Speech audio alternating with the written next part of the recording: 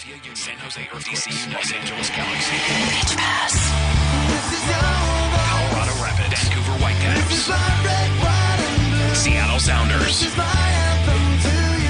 Montreal Impact, USA, York Red Bulls. Pitch Pass, your all-access credential to the people that matter in MLS. Here's your host, Greg Roach. Should be able to do not one, but two episodes of Pitch Pass this week, so thank you very much for downloading this one. Don't forget to head back to pitchpass.com, either later on in the week or maybe even now, to see if there's a new episode posted. This one, though, is a good one, so make sure you're following us at Pitch Pass so you know whenever we post new episodes of the show that you get them immediately as they happen. Fresh, if you will. I told you it's going to be a big one today. We've got the first ever guest of Pitch Pass coming back to talk with us again. He is the head coach of DC United, Ben Olsen, will join us a little bit later on. But first, we head to Seattle. Sounders haven't missed a beat without guys like Clint Dempsey, DeAndre Yedlin, and they're maybe the hottest team in the league right now. One of the reasons for that, shoring up the back line. And one of the reasons why that has happened is the acquisition of Chad Marshall. He joins us right now on Pitch Pass. Chad, how are you, sir? Good, man. How are you? I'm good. Thanks for taking some time and speaking with us for a few minutes. I appreciate it. Yeah, no worries. Thanks for having me on. I've got to ask, and I don't mean to start off on an adversarial foot, but we're going to get asked some hard-hitting questions during our conversation, so we might as well start with the hardest-hitting question. Are you a throwdown or a cool-down type of Whitney Houston fan? Throwdown or cool down? Yeah. How do you mean? What? Well, I don't know where you're coming at me. Chad, I'm a little disappointed. You own Whitney Houston's greatest hits. It's divided into two CDs. One is called Cool Down, all of her slow songs. One is called Throwdown, which is all of her up-tempo songs. Oh, is it really? I'm a throwdown kind of guy, for sure. For sure. Yeah. All right. And I'm glad to hear you say that. I am also a throwdown kind of guy. Your favorite throwdown Whitney song being? I want to dance with somebody. Really? Any particular reason? I don't know. Just for some reason, like for the longest time, I hear that song and I'm just instantly in a good mood. You know? Yeah, it's definitely one you got to jack up. I've always been partial to How Will I Know off of Whitney Houston, the up-tempo song on the down-tempo record. That's a great one, too. Thank you. Big fan. When you, first of all, how does your love of Whitney begin and how far back does it go? I don't know. I think my parents, like driving to soccer tournaments, you know, back in the day all over Southern California, they had the Whitney CD. Whenever she came out with a new one, they'd have it on driving to soccer tournaments. So I just learned all the lyrics that way, being in the car, and then just developed a love. And yeah, she's awesome. You know, some people get Beatles while they're in the backseat of the car. Some people get the Rolling Stones, maybe Led Zeppelin. You got Whitney Houston. I think you're blessed because of that. Yeah, it was Whitney Houston, Eagles, and an REO Speedwagon. Wow. Yeah. You jump around a little bit. That's nice. I like that. It's very eclectic, but you get the well-roundedness of 70s and 80s music. Yeah, it was a good time. Speaking of your youth, I was on MLSsoccer.com and reading the profile on you, and you know, in the personal section, it gives you the whole breakdown, which is the usual stuff. But then one thing that popped out to me was it said, as a youth, you were an avid equestrian rider. Yeah, that's actually that's not true. That's something I made up and threw in there, and it just kind of stuck. But yeah, people all the time, you know, come up to me like, "Oh, you rode horses," and I either kind of play, depending on the day, either play along with it or I tell them the truth. But yeah, I just threw that in there to make myself sound more interesting. How many hearts have you broken of excited fans coming up going, "Oh my gosh, there's Chad Marshall. I've got a great icebreaker. I am a horseback rider. I'm going to go up to him. I'm going to ask him about horses, and then we're going to bond." And you go, I don't even know what that is. It's a joke. Yeah, and I just shoot him down. Yeah. Yeah, I should probably take it down, but it's funny now. It's every time I go on there just to see it. It's awesome. You know? I think it's great. I think I had put some other stuff on there, like I was a badminton champion as a youth, but they didn't put those ones in there. But they stuck with the horses. They believe that one. After your Olympic dream of being an equestrian rider died, I don't think they really felt comfortable putting all your other accolades on there. I guess not. So I wanted to ask you, you're enjoying a fantastic first season with Seattle Sounders.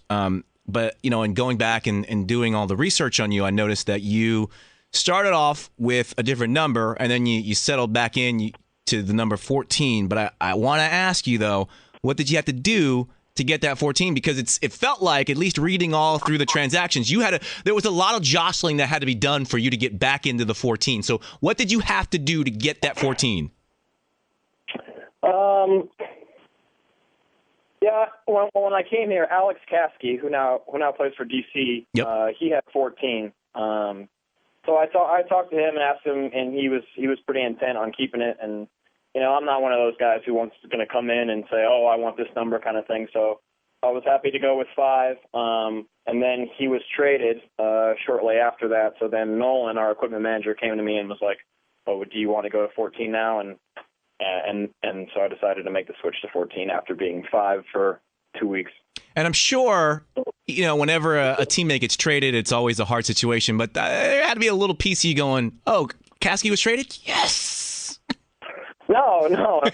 He's a great dude. I liked talking to Kasky and have him as a teammate. I didn't even think of it at the time when he got traded. I was just bummed that that he was going to DC. So it definitely worked out for the number, but he's a good dude. I miss him. I now just have a vision of you going, what? 14? He got. I didn't even know he was 14. But hey, since it's open. No, I promise you, I really did not think about it at the time. Settle for me a debate that I'm sure goes around all of the city of Seattle. What is the definitive argument ender in the Chad versus Chad debate on the Sounders? In what sense? What do you mean? In what sense? When people try to argue Chad versus Chad, who is the better Chad? Who is the Chad they most want to hang out with? What is the argument ender? What is the thing that makes everybody go, oh, well, Chad Marshall, obviously, not Chad Barrett, please? I don't know. I'd probably say it's pretty close. I like Chad Barrett's a pretty cool guy, great golfer. Yeah, I don't know. I think people would probably go with him. I'm just a homebody. I just hang out with my dogs at home, dude. So the argument ender is Chad Marshall just saying, Chad Barrett is the one you'd want to hang out with. Yeah, exactly. I'll just be honest with him. I wanted to ask you about the return of Brad Evans. You went through a similar situation in 2010 when the cutdown happened. Did you have any words for him when he came back to Seattle and rejoined the team? No, not really. I mean, there's not much to say. It sucks, to be so close. It kind of just is what it is. I just kind of let him know, I was in the same situation, and maybe there was some comfort in that, knowing, that I had been through it. But I really didn't say much to him. It kind of just is what it is. He's a smart dude who cares a lot about the Sounders, so he knew he just had to get back to work for us and kind of put it out of his mind. You say he's a smart dude. Have you ever gone on a trivia night with him somewhere? No, I haven't yet, but that's a good idea. Very cool. Yeah, you get a Sounders team together and you go to bars and dominate trivia teams. I would love that. Yeah. Sounds like a great Thursday night. Totally. And then the other one thing I wanted to ask you about the team and your current form, after the New England match where you guys were pretty soundly beaten, you've turned. It didn't go great. It didn't go well at all. And I think most people looking out from the outside looking in say, wow, they ran off the field 5-0 against New England. Now they're losing 3 starters potentially for X amount of time. This could be where the wheels fall off for Seattle. And you guys were able to regroup, put together a 1-0 win, came back with the 2-2 tie. And then, of course, this past week, the 4-0 win over Real Salt Lake. How were you able to regroup after that, knowing that you were losing guys? And for a time you did and still have lost guys.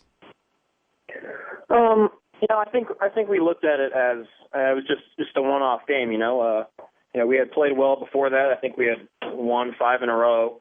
So even though it was a bad result, it wasn't like the end of the world and they've figured us out kind of thing. I think it was just an awful day. It was the end of a long week, and to be fair, New England was just on. They finished their chances. So obviously we watched video on it and we learned from it, but we knew that we were a good team, even losing Clint and DeAndre and Brad going into camp. We have a deep roster, and we were able to, maintain that form and and get results, even though those guys are gone. And I'm going to ask you a question. I'm pretty sure you're going to go soccer cliche on me, which is fine, but there was no part of you guys or the team dynamic thinking to yourself, wow, this, because there is such a thing as we're off our game today. We were playing well going in. We were off our game when we got back on track, but you were losing 3 important members of the team, and you knew that coming out of it. There was no part of you thinking, oh boy, this could be a little bit of a problem if we don't right this ship quickly. I mean, it's not being cliche. I'm just being honest. No, I was fully confident in our team. We have a deep roster. I think the coaches have done a great job this offseason in acquiring talent, and I think you've seen that in the last 3 games. Guys have stepped up when their number's been called and have done a great job. So, I mean, obviously any team is going to want to have Clint Dempsey on the field, but we know when those guys get called up that we have guys that are raring to go and chomping at the bit to get their chance, and they performed well. I've talked to guys, players throughout the league who have had families and when they relocate and what it's like on the wives, on the kids. But I've never asked somebody about their dogs or their pets. I know you have 2 dogs. Just looking through your Twitter feed, they show up a lot. How is it a difficult move as a dog owner? And like especially for the pets to have to move and take them out of something they're comfortable in, which would be, I guess, your house in Columbus, and move them to somewhere new. I mean, it was kind of a hassle getting them out here. They're like just a little too big to like fly on the plane with you, and we didn't feel comfortable like shipping them in a plane. So actually, my fiance and her mom had to drive from Columbus with them to Seattle. So that was a long trip, but I mean they're pretty chill dogs. They're good in any situation. I mean, we were in the hotel here before we got in our place for like 2.5 months, so they were in there with us, and there were no problems. They're pretty good dogs. How does that conversation go? Where you have to, I don't want to say break it to her, but you have to say, hey, I mean I can't drive them, so because I don't have the time, but you seem like you would have time. Maybe you could drive them out. Yeah, I don't think she was the most thrilled about it when it got brought up, but luckily her mom flew out and was willing to do the drive with her.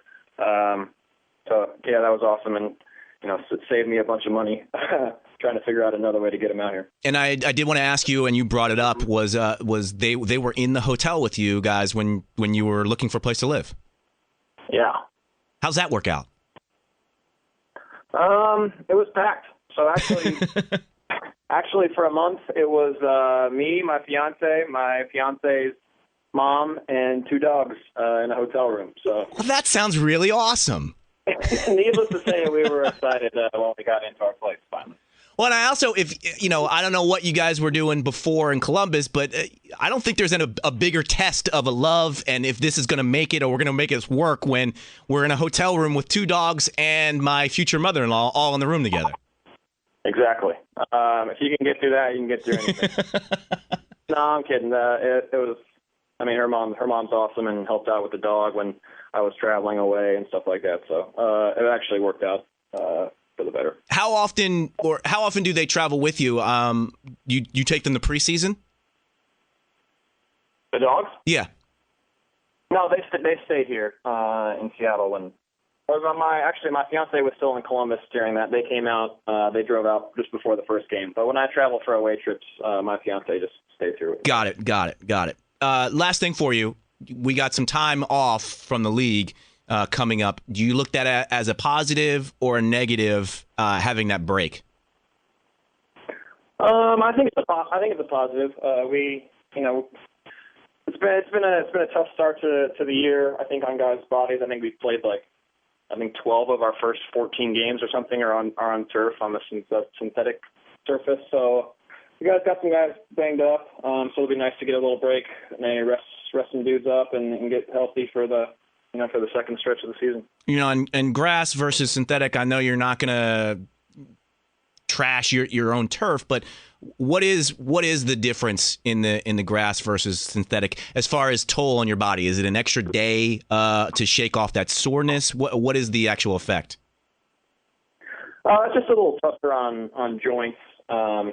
You really feel it in the hips and the knees. The next day after a game on turf. I mean, we're used to it now, but I mean, for the guys for the guys who came in, like myself, who had played on grass for 10 years, it takes a little bit of time to get used to. So, having that week to get your body back will be nice for sure. You don't want to pull an Henri and just beg off of any game on turf? No, I can't do that. I was never been 12 to 14. I would never play. I also, as you were thinking about saying harder on the joints, I'm thinking to myself, well, maybe that's the 30 creeping up on you, Chad. Hey, right now I'm just a 20-something. How are you spending your time off? We haven't figured it out yet. I think there's a nice lake up here called Lake Chelan. We're thinking about maybe renting the house and going there for the week, but we haven't nailed down anything yet. So if you got any suggestions, let me know. Well, I mean, I saw the picture of you doing the golf course, and that golf course looked beautiful. So I would just schedule as many rounds as possible in the area and just get some times in. Yeah, that's not a bad idea, unless you saw how I hit him yesterday. Then maybe they don't want me on that course anymore. Before I let you go, I got to ask you who do you got for the World Cup? Assuming the U.S. wins, put them aside. Who else would you have? I think it's probably hard to argue with Spain with their run of recent big tournaments. I think they'd still be the favorite in my book, even though it is in Brazil.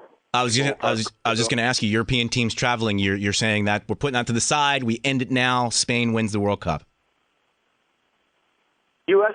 wins the World Cup. That's right. You're taking them out in this scenario, so I'll go with Spain, I guess. Chad Marshall, thank you, man. I appreciate it, and thanks for taking some time to hang with us. Yeah, thanks for having me on. Chad Marshall of Seattle Sounders. I should have hammered him a little more on his lack of Whitney Houston knowledge. He calls himself a fan. Meanwhile, I'm running rings around his Whitney knowledge. At Chad Marshall 14, if you want to throw some trivia questions his way on Twitter. I mentioned at the top of the show, Ben Olsen was the first ever guest of Pitch Pass. At the time, he had just taken over as head coach of DC United. Now, he's a veteran of coaching DC United and being on Pitch Pass as he joins us again right now. Benny! Coach, how are you, man? Been too long. It has. I always like to get you in a good mood, though, and after last year, I didn't feel like you weren't in a good mood as much, but this year, I'm all about Ben Olsen and talking to you. I am fickle. I wasn't always in a bad mood, just most of the weekdays and some of the weekends. How have you been, sir? I'm all right. Just got off the phone with a Salt Lake City reporter talking about our old friend Nick Raimondo. So I'm getting the buzz of the World Cup is upon us, and I'm getting excited. I like that. Let's start there since you brought up World Cup. Tell me if I'm wrong. By the way, I just talked to Chad Marshall of Seattle Sounders. His choice, if the U.S. doesn't win, is Spain. What is your choice if the U.S. doesn't win? I was scouted Spain a little bit yesterday. They're live at RFK, huh? I snuck into the rafters and was watching them train. Yeah, it's pretty impressive. And what's so impressive about them is there's just so many guys returning still in the prime from that team, and they just know each other so well, and it'd be tough to not go with Spain back to back. The Brazilian aspect in this is, who knows? Is it too much pressure? Does it fuel them to get the cup? The World Cup is so tough, but I'll go with Spain and then Brazil as my final. Now, for people who don't know, Spain training at RFK, which is Ben's stomping ground. I thought you were going to say that you went out there, you got suited up, you just made yourself available for selection if they needed another body in there. Oh, that would be great. That would make my year to pass the ball around with those guys. It was funny. I watched Iniesta and Xavi and these Spanish players, and every time there was a water break, they would run over and just pass the ball. They wouldn't even break. They just wanted to pass with each other, like 10 yards away from each other as quick as possible. It was amazing. I mean, the joy in passing to the next guy to them, it's mind-blowing. Now, the reason they are in D.C. and doing some training is they wanted to get acclimated to the climate of Brazil, the hot humidity, which if you're not in the area today, you're getting. This is mission accomplished for a day like today. So, as a guy who played summertime soccer for most of his career, what would you tell them if you had a chance to speak with them about playing in humidity? Yeah, it's hot. I think it's not much there's not much advice you can do, but, stay out of it as much as possible. Keep the training sessions, short and sharp, and then make sure you're doing all you can with the diet stuff and the hydrating, because some of these guys don't get it because they don't play in this type of heat. But the grass is going to be different over there. In Brazil, it's a little bit of that spongy Central American stuff, so there's a lot to get used to for the European teams, where I think some of the South Americans will have an advantage. Now we'll see how objective you are. As I'm looking, and when I saw the USA's group when it was pulled in December, obviously I had that first moment where I was scared and I thought to myself, this is an impossible mountain to climb. And then I started to think about it. Here's my optimistic outcomes for the US's group. Tie versus Ghana. Tie versus Portugal. Then you play a Germany team that has already qualified for the next round, maybe resting guys, maybe holding guys out for yellow card accumulations. I say win versus a German side that doesn't have anything to play for. You move on to the next round. Am I crazy? No, you're not crazy. The World Cup is crazy. I mean, those first rounds are nuts. There's so many balls in the air. You'd love to start off with a win, I think, against Ghana, but a tie, you're living. You're doing okay. But I do think we have to try to get 3 against Ghana, and I don't know if Germany, it's going to be that easy, right? It's a group of death for everyone. Germany, Portugal. Germany doesn't like the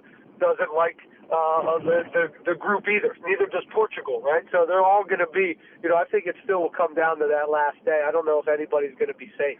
You mentioned our friend Nick Raimondo. I'm sure you probably had a chance to speak with him over the course of the last few weeks as he gets ready to leave for Brazil. You've been in this situation as a member of the 23-man squad in 2006.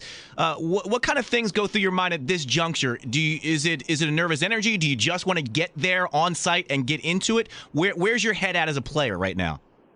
I think you're just jazzed. You're just jazzed up to be there. You want to be a good teammate. You want to get fit. You want to start to see your team develop. And yeah, you want to get to Brazil. You want to get in your hotel and get sorted. I'm very happy for Nick. I'm very happy for Kyle. Some of these guys and Wondolowski that have, kind of grinded their way into this team, because it reminds me a little bit of how I got on there. Mm-hmm. I joked that I was running behind the plane, like grabbing onto the wheel to get to Germany. So I think they're just excited to be a part of the group and looking forward to the challenge that they have. But it's intense. It's heavy. Once you get there, it's a business trip, man. And everybody says, hey, yeah, enjoy the World Cup. It's great, but it's heavy. It's the biggest business trip of your life, and it's the anxiety's high, and there's a lot of pressure, and so it's you don't enjoy it as much as you'd like to. I'm going to just talk to Chad Marshall, as I mentioned. They actually, as we bring it back to the league, they actually have a nice little break due to the World Cup. But then I was looking at the United schedule. Other than an 11-day break, which isn't that big of a deal, you guys are kind of working through the holiday, if you will, with that U.S. Open Cup match. Is that something that is playing into your favor, or would you prefer to have that 2-week kind of period where you're not really doing anything? As a player, I would have liked the 2-week break. As a coach, I don't mind the way it's set up, because I'm still able to get them, 3 days off here and 4 days off on the back end of the 2 weeks. But in between, we have an Open Cup game, and we actually have the Montreal game that only 3 teams in the league have the Wednesday after this weekend. So I'm okay with it. Again, being a coach and trying to make sure we don't just, leave for 2 weeks and then come back and have to restart. We're in a fairly good rhythm. We still have a long way to go and a lot to work on. So, I think they'll feel like they've recovered enough and they've gotten their break, but they're also coming back in. So I don't think they're happy with it, but I'm okay with it. Now, as the defending U.S. Open Cup champions, I know you guys are taking it seriously, and I know that you're going to say all that. But having said that, does the fact that this game kind of falls during a lull in the MLS schedule allow you to do some things in the U.S. Open Cup that maybe you wouldn't have been able to do if you were doing weekly league matches? Well, we've got a different group than we did last year, right? And we're in a different situation as well. So there's all types of different things that play into the Open Cup. One of my main, thoughts on the Open Cup right now is I like my 11 through 18, 19 players. We've got a lot of talented players, and I want to see them play in real games. Not only for now, but for down the line. And we've knock on wood, been fairly healthy. So some of these guys like Steve Birnbaum and Nana Akora and Taylor Kemps, and these guys have not gotten enough real game time. They've gotten some Richmond games, so that might be an opportunity to see them play. But saying that, I expect to win those games. I've seen this second team and the depth that we have. If we stay healthy, knock on wood, that team can certainly win the first two rounds. Now, I'm not going to ask you about the Peter Vermees post-match comments. I don't want to start any beefs, although I would love if you did start a beef, but I don't think that you will. I think you're a more mature coach than you were a few years ago. So I'll ask you this question in this way. The term Benny Ball has been thrown out amongst DC United supporters, and what we've seen from United the last few matches has been termed Benny Ball, and you've gotten the results that you've needed or you've wanted. Is this the kind of or style of play that you want this team to be playing? No, obviously we need to get better. We need to, stylistically be a better team. There's been a few games where we've had to grind out. Soccer-wise, the other team was better than us. And, again, it wasn't designed that way. But throughout the game, the ball moved well on their side, and they had more soccer in them on the day. And we found a way to get results. I'm not going to apologize for that. I'm not going to apologize for 3 points to anybody. With a group that's been together for 4 months and 7 new starters. This stuff takes time. Now, you could say Kansas City played their second team. Fine. I give them credit. They're a good organization, and Peter's a good coach, and he's done a good job. So I'm not going to get into any pissing contest with him. But I would say if you look through that game, we were a little bit more on the counterattack, that's for sure. But there's no reason why we can't score 2, 3, 4. We had better chances than them. If you really break that game down, we've got more looks, more opportunities to score. Yeah, we didn't dominate possession, but that's not what the game's always about. Would I like to dominate possession and still win? Yeah, why not? It's more fun to have the ball, but that's not always the reality in soccer. And there's been a lot of games where we have dominated possession this year. So I think maybe expectations are a little high right now with some people, but that's okay. That's what fans do. So are you here to temper expectations, or is you say this team isn't where it needs to be in your mind? I talked to Chris Rolfe about a month ago. He talked about the team still coming together. I asked him, okay, we hear that kind of talk all the time, but how long does it truly take? In your mind, they're not there yet. Well, we're there in some aspects. We're there in aspects of the way we defend and our battle mentality, our commitment, but some of the pieces at times it's not clicking, and that's okay. That happens, and it doesn't click every game. There's some games that they have clicked, and we played pretty darn good, and we scored a lot of goals, and we've played well against some teams. But some teams have we have trouble matching up against right now. Some of it's tactical, some of it's how we play, and the product of who we are and the personnel that we have. So yes, we need to get better. But we're in second place right now, being dead last year. Yeah. So I'm optimistic of where we're at, but we always need to get better. And how long does it take? It takes years. It takes to really get your team clicking to where you would really want them. It takes years, but not many teams have years, 3 years to have your core group together constantly. That's something we'll try to do here. But again, I'm comfortable with the group right now, but we certainly have to get better. After the Spindola, I'm gonna put it in quotes, goal last week, a lot of people took and the thing was, well, everything that could have gone wrong last year for DC United went wrong, and 2014 has been the exact opposite. Everything that could have gone right has gone right. I take a little umbrage with that comment. I look at some of the injuries. I'm pointing to Chris Pontius specifically. Not everything has gone right for DC United, and yet you guys have still found a way to turn around. Is it just a matter of breaks going your way, or more breaks going your way this year than last year? No.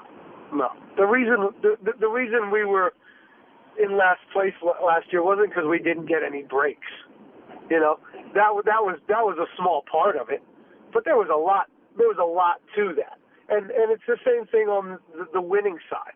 Yeah, breaks are a part of this, but and a little bit of fortune, but that's not everything. There's hard work. There's moves that the coaching staff is doing. There's just having better individual players out there that have been around and know how to win games and know how to make plays.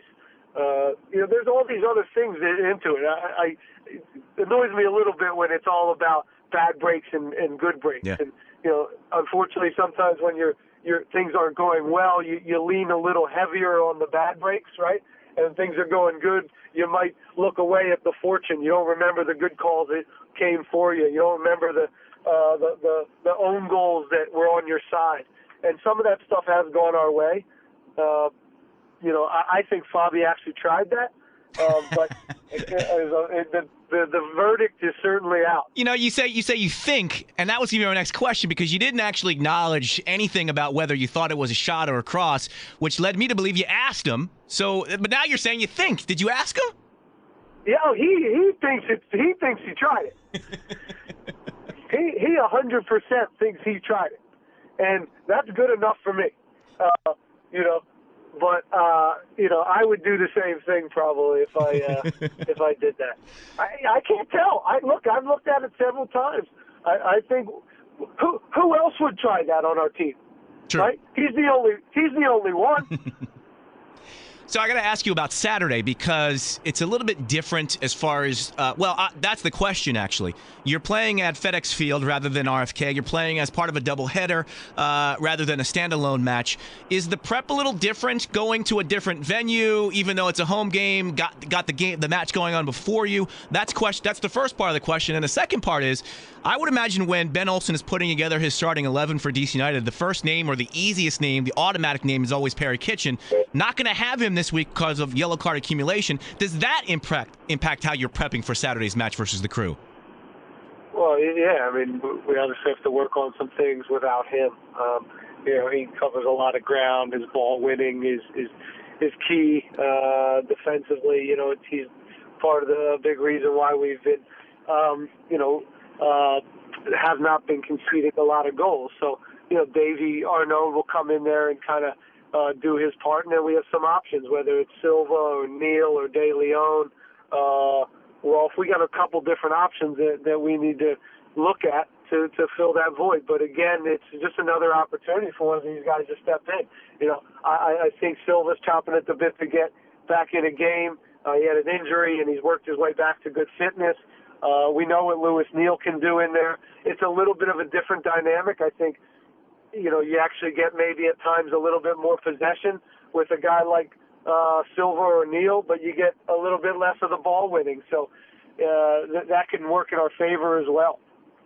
I feel like you are the kind of coach that enjoys the competition for places, and not just in the generic sense that coaches like people competing. And I was going to ask you about Silva, and you brought him up.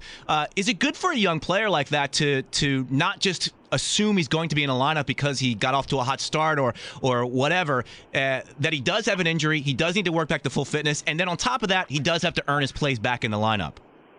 You got to earn your spot to make the 18 now with our group, and it's a great thing to have as a coach. It makes my job easier.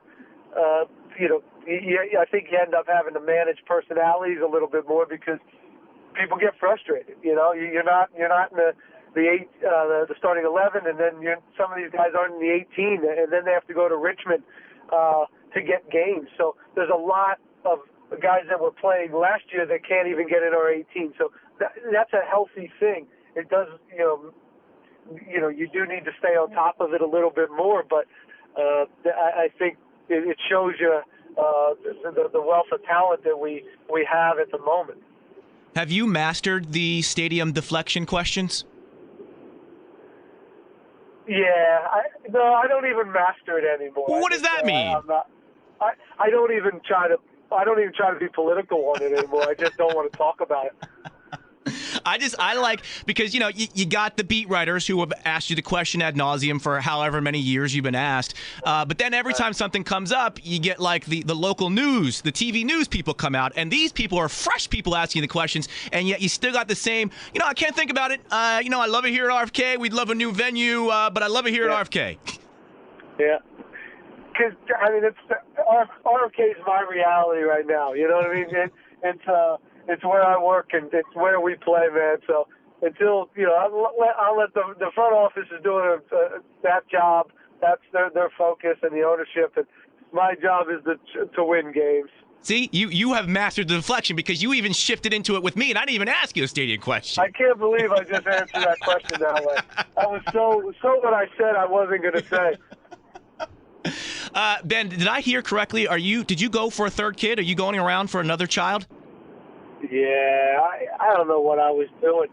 I mean, obviously I knew what I was doing. Obviously. But I didn't, yeah, it's a reality, and in about a month and a half, the turmoil will come. But I love being a father, man. It's the hardest thing I've ever done, and I'm not the most patient guy, so it teaches me a lot of lessons. And I got a healthy daughter and son right now that are handfuls, but it's a lot of fun watching them grow up. And another one to the posse.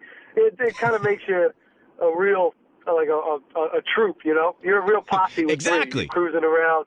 You got like a real tribe. I was gonna say you're like a cowboy because you gotta herd them up. You gotta keep them all within the group, and you gotta herd them up and maybe lasso one back in.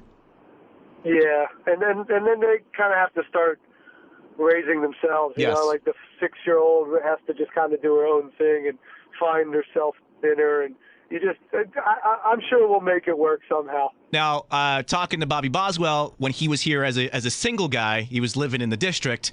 Back as a guy with kids now, he's out in the suburbs. You're still living in the district, my friend. It might be time for you to head out of the big city and do some suburban life. Nah, not yet. Nah. I don't know if I can do it. My wife's not into it. I'll throw it out there every now and then, but she squashes it pretty soon, pretty quickly, and mostly because she knows I won't like it. She knows I'll go crazy. I probably won't get to talk to you before the kid comes, so I'll ask you, as a head coach of a professional soccer team, do you guys have a plan in place? Like, is there like an induction date where you go, okay, this is when it's going to happen, or are you leaving up the chance? And if you're leaving up the chance, what do you do if you're on the road when it happens? We have an induction good. date. We usually kind of go that road, as most athletes tend to do. But if it goes a little early, I guess I'm gonna have to scramble. She's got some friends around here. It's the 3rd, Yeah, exactly. It'll have itself. As long as a neighbor or somebody's there. Well, Ben, congratulations. Best of luck to you the rest of the season. Obviously, as a United fan, I'm rooting for you. And when I say that, I really mean it, as opposed to when I say it to other teams when I'm just like, good job. But best of luck to you guys, my friends. I know you love us deep down. I appreciate it, man. Nice catching up. Pitch Pass. This is your voice. This is my red, white, and blue. This is my anthem to you. For more show information, go to pitchpass.com.